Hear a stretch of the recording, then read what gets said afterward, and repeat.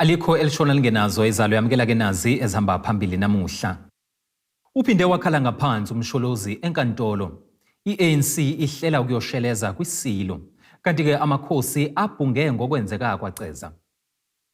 Izindaba ze-1KZNTV zifundelwa Siyabonga wakaduma nina bezulu edume sandlwane siyakhuleka. Inkantolo ephakeme eMgungundlovu isichithile isicelo sowabe ngumongameli kuleli uJacob Zuma sokususwa kamshushisi uBilly Downer ecaleni abhekene nalo lenkohlakalo nokukhwabanisa. uZuma usezame izikhawu eziningi ukususa uDowner kuleli icala ngoba emsola ngokushicilela kwabezindaba imininingwane eyimfihlo ngempilo yakhe. Kepha ke zonke izicelo aziphumeleli. Kwesinye ijaji uPete Cohen wanquma ukuba kushenxe yena kuleli icala ukuze uZuma ezogculiseka ngesinqumo senkantolo. Siphinde sachithwa isicelo sowabe engumongameli wezwe kuleli uJacob Zuma sokususa umshushisi advocate Billy Downer ecaleni lakhe. Ijaji uNkosinathi Chili ngesikhathi ekhipha isinqumo sakhe uthi izizathu zaZuma zokususa uDowner azizwakali ngoba uDowner angeke asebenze ngokwenzelela. Having had regard to submissions made by counsel, the relevant case law, and most importantly, the 4 pillars relied upon by Mr. Zuma, I am not persuaded that Mr. Zuma succeeded in establishing that the retention of Mr. Downer as the prosecutor in this matter could prejudice his right to a fair trial enshrined in Section 35, subsection 3 of the Constitution. I therefore make the following order. The application for the removal of Mr. Downer as the public prosecutor in the criminal prosecution of Mr. Zuma and Thales South Africa Pty Ltd is dismissed. Reasons shall be incorporated in my judgment.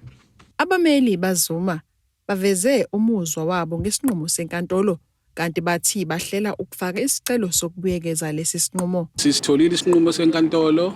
Unfortunately, our reasons aswanikanga ukuthi what informs what we have been told today. So the reaction esinayo ukuthi we will wait until such time that the reasons are given to us, the judgment is given to us, then we'll take it from there. Our lead counsel had indicated in court already that there are firm instructions to appeal the ruling. So definitely there will be an appeal on the ruling.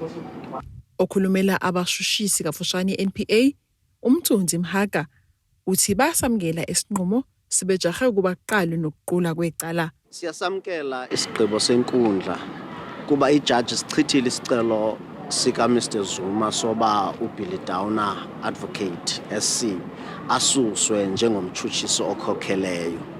Sizawuzama ulungiselela uba ke ngoku kube kumhla oza kuxoxa ngayo ityala kuba kudala 18 years iphelile sixoxa into enye kusithwa uBilly Downer makasuke sisithi thina akazusuka nejaji zivumelana nathi ude kuyotsho kwinkundla yomgaqo siseko iConstitutional Court ukuya kwinkundla yezibheno eBloemfontein isithi uzawuhlala uBilly Downer akayindawo nangoku ke sisatsho into ba akayindawo de baphendule ezizityholo zobukhwaphilizo sizibabeka zona. Sicela ke ngoku Mr. Zuma akhe asinike ichance yoba ityala eli khe lide liqhube ekugqibeleni. Leli cala lizobuya enkantolo ngenyanga kaNhlaba ukuzobheka izinhlangothi zonke ukuba sezekulungele yini ukuthi ziqale ukuqula icala. Ezindabeni ze-1KZNTV ku-Ayanda Dube isenkantolo ephakeme eMgungundlovu. Ubuholi be-ANC KwaZulu-Natal seveze ukuthi busezinhlelweni zokuphelezela amakhosi ayoxolisa kwisilo samabandla isilo uMisuzulu kaZwelithini ngesigameko esenzeke kwaceza olundi ngomgqibelo lokhu kuvele kwisithangami sabezindaba ebesibanjelwe eThekwini. Kulesi sithangami unobhala uqale wacaphuna imithetho ebicacisa kabanzi ngokuthi isilo sikaNdunankulu kaZulu asihlangene nohulumeni ngakho uButhelezi kuzomela azi ukuthi kwimicimbi bazomamukela ngokwesiqoko esihambisana nalowo mcimbi. Kunomthetho wango-1972 obizwa ngokuthi iKwaZulu-Natal Constitution Proclamation. Kunomthetho wango-1974 iKwaZulu-Natal Chiefs and Headsmen's Act 8 of 1974. Yonke le mithetho ayinaso isikhundla sikaNdunankulu kaZulu. Asikaze sithi uNdunankulu kaZulu obeko isilo asimamukile. Sithi akakekho esikhundleni sikahulumeni. Akawuyena umuntu kahulumeni. kodwa masiye eNdlunkulu ngoba sobe sike eNdlunkulu uzobona indlela esomhlonipha ngayo ngisho bangathi asiguqe sizoguqa.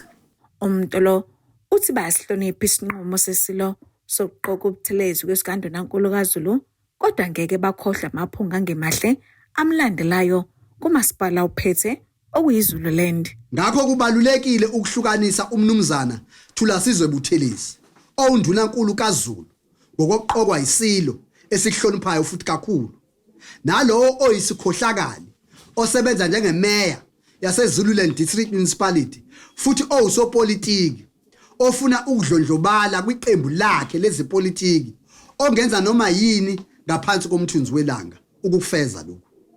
Ingakho ekwazi ukugqokisa abasebenzi bakhe baseZululand District Municipality amakepusi amaningi bawashintsha-shintshanise ngenhloso yokufeza izimfuno zakhe zezepolitiki. Ingakho namanje labo sopolitiki asebegqoke ingubo yokuba ngamaZulu bengayikhulumi eyokufaka ipolitiki emcimbini kahulumeni kwakhe undunankulu kaZulu. Kulesi sithangami kuphinde wavela nokuthi i-ANC isicela umhlangano ne-IFP ukuxoxisana ngalolu daba lesigameko esenzeke kwaCeza.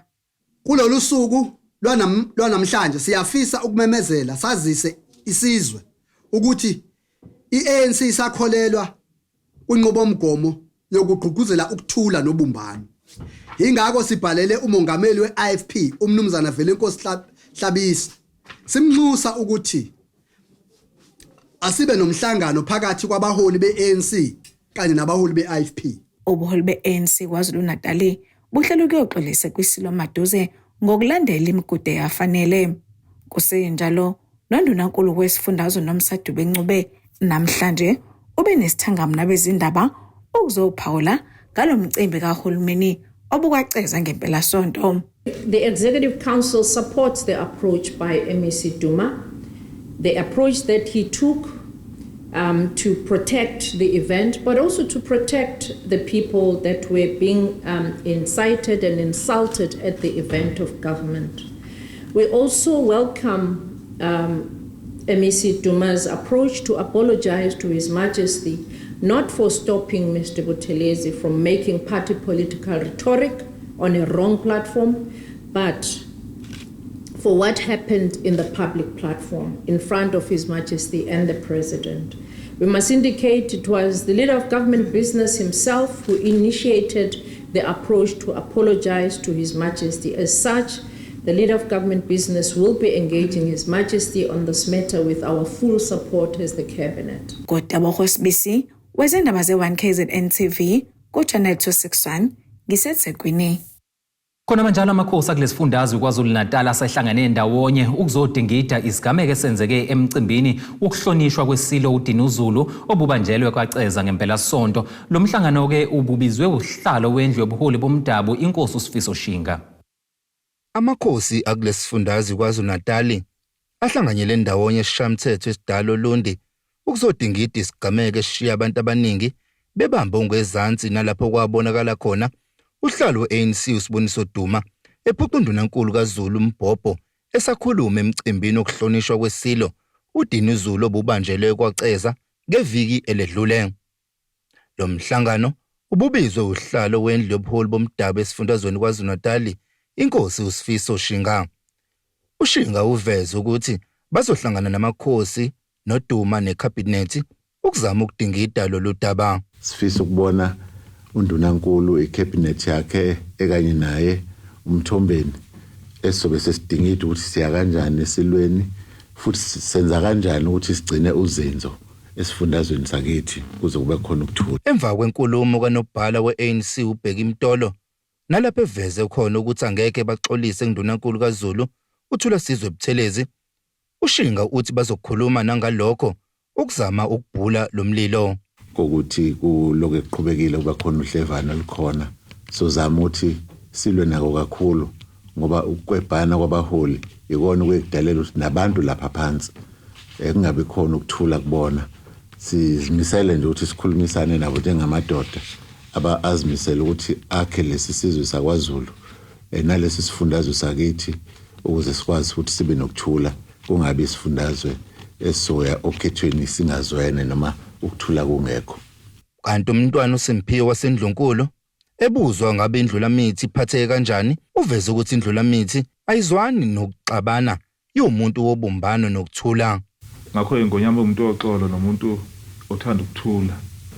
Mayibona kunokuhlutha-hluthana njengalokho uzizwa enganeme kahle ngoba ushilo silapha na igama likhiphayo silapha kwaceza.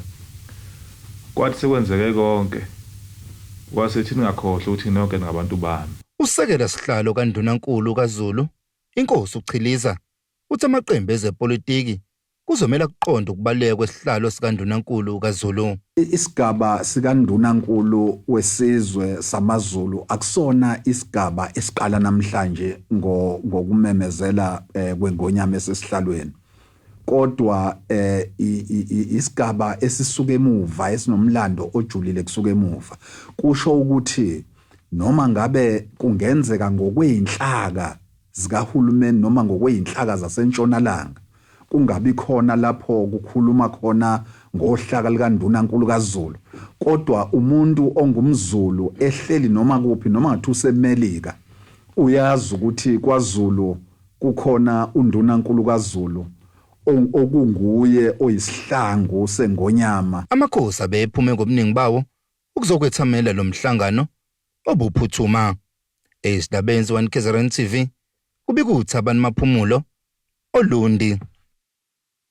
Uhlalo wendlu yamakhosi kwisifunda uGu inkosi umbuso Ngcobo ithi ukuze sinqotshwe isihlava sokuhlukunyezwa nokubulawa kwabantu besifazane nezingane kufanele amakhosi abhukula abambe iqhaza ukulwa nalesihlava. Ukusho lokhu ngesikhathi kubanjwe isithangami lapha amakhosi abecobelelana khona ngolwazi ePort Edward ogwini oluseningizimu nesifundazwe iKwaZulu Natal. Undabezitha uthi kufanele ke kubuyelwe emumva kusetshenziswe indlela eyisetshenziswa kudala yokuvikela abantu besifazane nezingane, abantu besilisa bafundiswe ubudoda.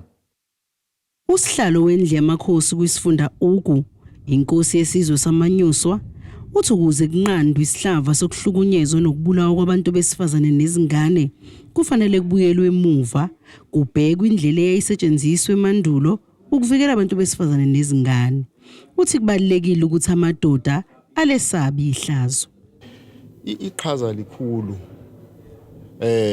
besibheka nje sikhuluma ukuthi mhlambe ake sihlaleni phansi ke sibuyele back sibuke ukuthi yipi indlela esasivikela ngayo mhlambe kwaseqaleni sikuhlanganise nokwenziwa manje. Siyazi iqala ukuthi umama uyingane umphakathi kwaqala ngaphakathi egcekeni ukuthi ukuvikeleka kwegceke ngaphakathi kukuphi. Amadoda asiwabize ihlale nawo phansi sifundisane siyalane. Eqhuba uthi kubalekile ukuthi nabo bengamakhosi basebenzisane namaphoyisa. Cishe kube lokho kungaba isiqalo sethu sonke nje samakhosi sikhuluma ngezulinye ukuthi asezohlala sithule sithi sekele emaphoyiseni kodwa sifuna ukusondela sisebenzisane namaphoyisa kanye nawo uhulumeni. Imeya kaMasipala eRenkonyeni ithi kusafanele kubhukulwe ukuze abantu besifazane bathole izikhundla eziphezulu. Abantu besifazane before 1994 bebekade benganakekelwa kakhulu, awekho ama-position bebewanikezwa, kodwa manje kulo hulumeni okhona sekunama-position amaningi anikezwa abantu besifazane. Akwanele kona ngoba kukhona la ekusafanele ngempela kubhukulwe khona sithi ukwanda kancane njengabantu besifazane. Sikhona-ke njengabantu besifazane and siyalibona ushintsho olukhona lwenzakalayo nesupport siyayithola kubona abantu besilisa. Umzindle uthi abantu ababiki ukuhlukunyezwa ngisho bekubona kwenzeka kamakhelwane bangathuli.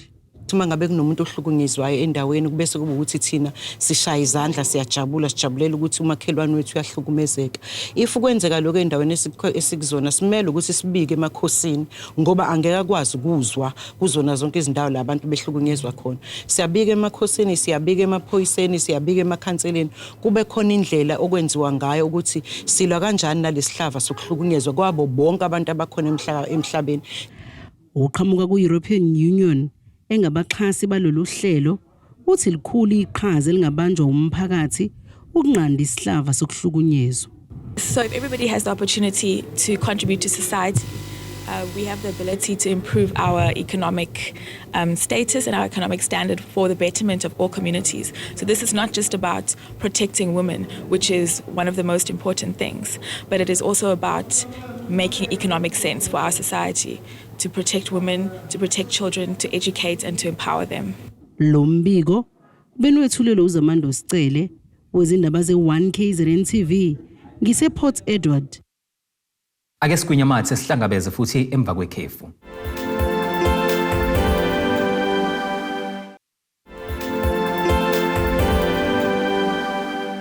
Asikubingelele siphinde sikwamukele uma ngabe usanda kubukela izindaba zethu. Yamukela ke nazi izihloko ezihamba phambili namuhla. Uphinde wakhala ngaphansi umsholozi enkantolo. I-ANC ihlela ukuyoshweleza KWISILO, kanti ke amakhosi abhunge ngokwenzeka kwaceza. Inhlangano engenza inzuzo esiza umphakathi Linzwa Foundation ihlanganise intsha yasedlangezwa ngenhloso yokubahlomisa ngolwazi olwahlukahlukene nangezindlela abangazisebenzisa ukuze bekwazi ukuthi baqasheke noma ke bandise amathuba ukuthi bathole umsebenzi. Ekhuluma neziko lezindaba usinenhlanhla Nxumalo uthi ke akusibo bonke abantu abazoqeqeshwa noma ke abazoqasheka, kodwa ke abanye bangaziqalela bona amabhizinisi abo. Intsha kiluthokozela usuku lwayo njengoba bethola ithuba lokuthi ke befundiswe ngendlela ezahlukene, kodwa ke zibalekile ukuthi ke zibalekelele bakwazi ukwandisa amathuba ukuthi bathole umsebenzi noma baqashwe. Lo workshop ke bihlanganisa ke inhlangano ezahlukene njengoba ke ibihlanganise iLinzwa Foundation, University of Zululand, Isibani, NYDA, AIDS Foundation of South Africa nabanye. Namhlanje ke sithe sisebenzisana nje nama departments amaningi, sisebenzisana nama organizations alocally, Isibani Development Partners, iAFSA, kwi-AIDS Foundation of South Africa, University of Zululand. Satha sike sibaphakele kancane ulusha lethu ukuthi usufundile, usuna ama qualifications, uyiconducta kanjani ke, uyiprepare for i-interview, uyiprepare for umsebenzi usutholile, nanokuthi ukuze uthole ufika kanjani ekuthenini uzothola. Noma usutholile ke mawukuthi usuthola i-offer engcono kwenye indawo, uwenze njani? Because abaningi bayibhalela igama elibi kwi-corporate world noma kuphi la qasheka khona ukuthi umuntu evelebe MIA emsebenzini engasho ukuthi so ngiyaresign ngezathe nje evele yeke nje sengithola ithuba elingcono mase mavela kulona. Le workshop ayigcina ngokufundisa intsha ngemsebenzi kuphela, kodwa ke intsha iphinde yafundiswa noma yaqashuswa nge-GPV kanye ke nokubafundisa ukuthi ke intsha iziqalele yona amabhizinisi. Njengoba besenze i-employability workshop la khona sibiza ama-NYDA, sibiza ama-small businesses ukuthi bazoba educate ukuthi okay mangabe uhlele ekhaya mhlambe kuwukuthi khona ofisa ukuqala, khona iskill onazo, ungasebenzisa kanjani, icapital ungayithola kanjani ekutheneni ukwazi ukuthuthukisa kunokuthi ulinde ukuthi uqashwe, because ngoba sibona ukuthi there's a lot of unemployment rates ekhona njengamanje. Intsha ke behambele le workshop ilishayeleke ihlombe elikhulu loluhlela njengoba bethi ke banethemba lokuthi lizothela izithelo ezinhle. Ngitholile ukuthi kunama companies alike o-NYDA angakusiza ngemali akwazi ukukhuphula business lakho li-register amathuba omsebenzi akhona and ungenze njani ukuthi uthola umsebenzi. It's not like ukuhlala phansi ulinde ukuthi usizwe ngomunye umuntu akutshela ukuthi no amathuba omsebenzi atholakala kuphi. So vuka phela nawe uhambe khona, but wena yourself iziphi izinto ezinye ongazinto ukuthi uthola umsebenzi. Kuningi nje sekufundile, khona ama-organization amaningi ufundisa ukuthi how to start a business ungena i-capital, how to start a business une-capital, yiphi audience ofuna ugcile kuyona. Kuningi nje sekufundile singabantu abasha sigayinile kakhulu. Size kakhulu inkampani yakalunza kangangokuthi abanye bethu bebengazi ukuthi CV ina kanjani, sathola ukusizakala ngalokho namafund amanye asixhasa njenge-NYDA etholakala empangeni. Lezi izindaba z-1KZNTV ngekusamukiswe Nqulunga sedlangezwa. Uphiko olulekelela ezezimpesheni SASSA KwaZulu-Natal seletuse amagalelo ezisebenzi zalomnyango ngokuhlinzeka ngosizo lwahlukahlukene emphakathini. Lokhu ke kwenziwe umqondisi walolu phiko kwisifundazwe KwaZulu-Natal uSendi Godlwana emcimbini wokuchoma uphaphele gwalagwala kwizisebenzi zalomnyango ezenza kahle eThekwini. Uphiko lezezimpesheni iSASSA libambe elikhulu iqhaza ekuhlinzekeni ngezimpesheni noma ngezibonelelo zikahulumeni kubantu bakuleli. Lolu phiko kwelikaMthaniya luthwese imyezane izisebenzi zalo ezisebenza ngokuzikhandla kanye nokuzimisela. Lokhu kwenzeke kumcimbi wokuqala ngqa obubanjelwe eThekwini. Lolu phiko luthi kubalekile ukutusa amaqhawe. Uthathwe isinqumo iphathimandla zakwaSASSA KwaZulu-Natal ukuthi asike sibonge abasebenza kanzima kakhulu. Siyazi sinama officer 79 KwaZulu-Natal. Kunabasebenza abasebenza ngokukhulu ukuyikhandla besiza amakhasimende ethu asuke ethola isibonelelo esikahulumeni. So ke kunabasebenza sebesebenze iminyaka eyivile ku10 ko 20 years ko 30 years ko 40 years besebenzela uhulumeni. Sithi ke ngokukhulu kuyikhandla kwabo ukuservice ama customer ngendlela esuke silinde ngama values akwaSASSA. Sizobabonga sibakhuthaza nabanye ukuthi ke baqhubeke nabo bakwazi ukuthi basize ama customer ngalendlela esuke sifuna ukuthi ama customer aphathe ngayo ngendlela ngempatho ngokubahlonipha ngokubasiza ngekhathi zonke bebedinga usizo suka kuhulumeni. Khona manjalo lesi senzo salolu phiko sehlise okojule ezinyosi kwizisebenzi kanti futhi uhlelo olusaqhubeka nasemagantsheni ahlukene esifundazweni.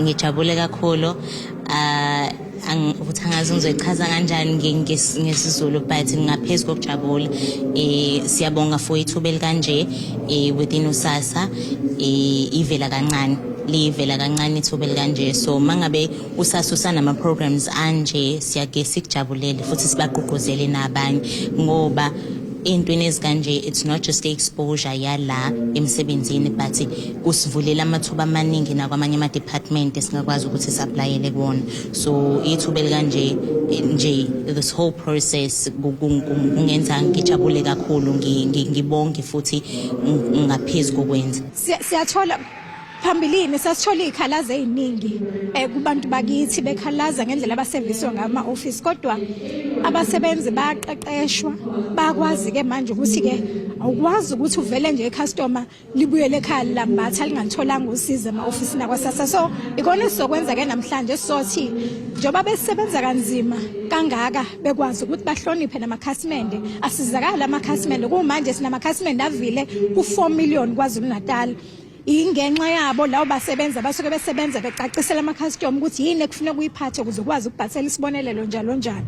So ke sizobabonga. Lolu phiko luhlinzeka ngokusiza kubantu ababalela kwizigidi ezine kulesi sifundazwe. Kanti luveze nokuthi lwenza konke okusemandleni ukuxazulula izikhalazo kubantu bakulesi sifundazwe njengoba lusezinhlelweni zokuqeqesha kwizisebenzi zalo. Lo mbiko uqoqwe uPrecious Mvubu eThekwini wase wethulwa emoyeni uMabongi Mhlongo eRichards Bay. Lo ngumphathi weHollywood Foundation uBabongile Mkhize uthi inhloso yabo enkulu ukulekelela amabhizinisi asemancane ikakhulukazi abantu abamnyama ngemali noma ngezinsiza kusebenza ukuze ke bezokwazi ukuthi bethuthukise amabhizinisi abo. Umkhize ke usho lokhu ekhuluma neziko lezi indaba le1KZNTV ngesikhathi behambele iqale ekhaya primary co-op eShowe ukuyodlulisela ngokusemthethweni uxhaso lwemali engango 200,000 wamarandi. Ubonakala ke uthele izithele ezinhle umsebenzi owenziwa iqale ekhaya primary co-op esezindophini eShowe njengoba komsebenzi abawenzayo wokutshala bedayise benze ifurniture yezikolo ngamadesk ukuthunga izimpahla baphinde babe neNPO esiza intsha ukuze ke iqhele kwizidakamizwa nokunye konke lokhu ke kuholele ekutheni ke bethola uxhaso olungu 200,000 amarandi olvela kwaHollywood Foundation. Last year ngoSeptember sasine empowering hair campaign eyayibanjwele le eGoli lapho sasihlangene khona nomzamo Mbatha nefoundation yakhe senza iempowering hair event eyayibhekelele abesimame abasemabhizinisini asafufusa so ilapho ke iqale ekhaya eyawina khona namhlanje ke sila eShowe sizobona siphinde futhi siwitness izinto ababezithengile ngalolu xhaso sasibanike lona likwa 200,000. Umkhize uthi ke iHollywood Foundation ibhekelela kakhulu kosomabhizinisi abancane futhi ke aphethwe abantu abamnyama. Siyayisixhasa amabhizinisi asevele asesebenza anonyaka. So masitha nonyaka asuke sesebenza ayi ukuthi iregister but asuke esesebenza siwamithe halfway lapho esuke ebambeke khona so siwaxhasa ngeinqalasinda njengokuthi mhlawumbe abedinga ifurniture noma amathuluzi okusebenza equipment anything esuke beyidinga as ibusiness ukuze baqhubekele phambili bakwazi ukuthi basimamise ibusiness labo. Isikhathi esiningi iHollywood Foundation isiza osomabhizinisi abamnyama abase South Africa. So le nkampani le co-opt yayisizakale kwinkampeni yethu eyayibhekelele abesimame. Umphathi wale co-op uthi ke ize noma bedlule kwizingqinamba eziningi kuhlanganisa iCovid, ilooting, izikhukhula, kodwa ke basamile futhi ke lolu xhaso luzobalekelela bekwazi ukuthuthukisa umsebenzi futhi ke badale namathuba omsebenzi. Ukhuluma ngeqala ekhaya, ukhuluma ngefurniture izikole, uzokhuluma ngoagriculture, uzokhuluma ngama-awareness, uzokhuluma ngotextile ngoba bayathunga bathungela umphakathi nezikole eziseduze kwethu. Ababukanga ukuthi bazobuka i-core business eyodwa, kodwa babuka utextile, babuka ifurniture, babuka agriculture, babuka onke ama-component akhona. Ngakho njena siyabonga kakhulu ku-Hollywood kuzokwenza ushintsho even nakuma-salaries sizokwazi ukuthi siwakhiphe singasokoli. Sahamba sibaningi si-youth siyofundela emfolozi esikhawini siyofundela icarpentry. So mina ngingomunye wababa nenhlahla ukuthi ngize la eqala ekhaya ngizothula ithuba lomsebenzi. Kukhona abahlele ekhaya bangatholanga lelo thuba lomsebenzi. Siphinde futhi kufika ama-order lana senzela ama-desk ezikoleni. Siyabonga nje kakhulu kulokho ngoba ngiyakwazi ukuthi ngibeke isinkwa pheke etafula ekhaya. Kukhona abakufisayo kepha bakwazi ukwenza. Ngiyabonga leli thuba engalitholayo mina. Ngilibonga kakhulu liyisibusiso kimi. Lezi ke izindaba zo-KZNTV, mina nginguSamkeliso Nqulunga, sishowe. Ake siphinde futhi sihlabe ikhefu sihlangabeze nengosi yomnotho uma sibuya.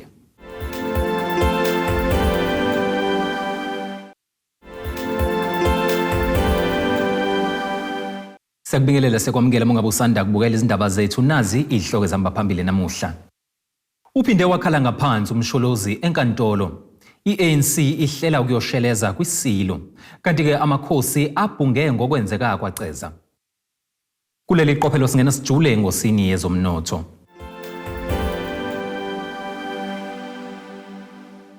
Irandi lakuleli liwu 18 rand 95 cent maliqhathaniswa nedola lasemelika libe u20 rand 59 cent maliqhathaniswa neeuro lase-Europe libe u23 rand 7 cent maliqhathaniswa nopondo waseBrithani. Igolide ke lona lingu$2,157.96 i-ounce, kuthi uwelo ngahluziwe ube u$87.38 umphongolo. Ake sibheke isimo sezulu esingalindeleka.